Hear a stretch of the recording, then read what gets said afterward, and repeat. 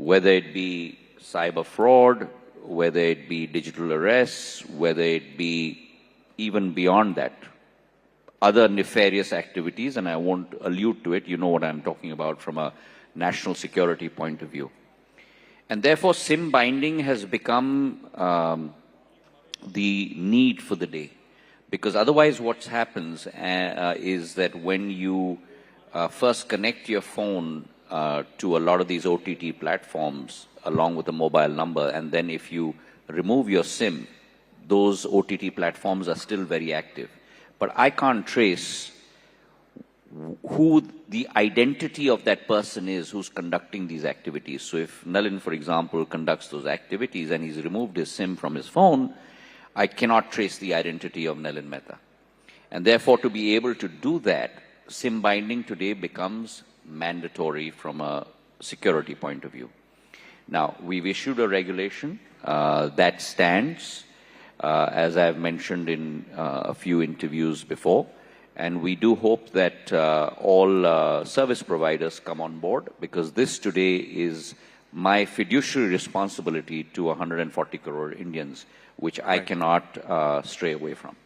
So, Mr. Scindia, you've said that India followed the world on 4G, walked with the world on 5G, but will lead the world on 6G. What do you mean by that? And say with the tech stack, for example, how do we compare with other countries, especially with China, for example?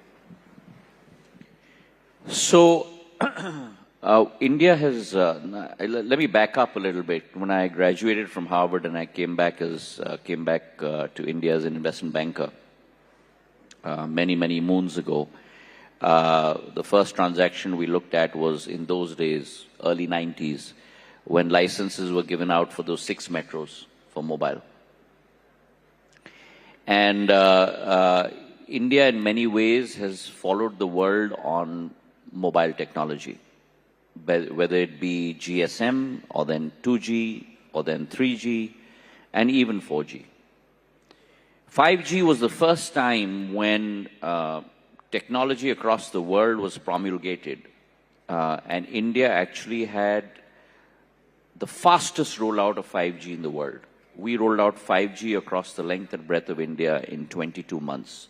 We talk about 4.5 lakh crores of capex, close to 500,000 BTS-based transceiver stations, colloquially known as mobile towers.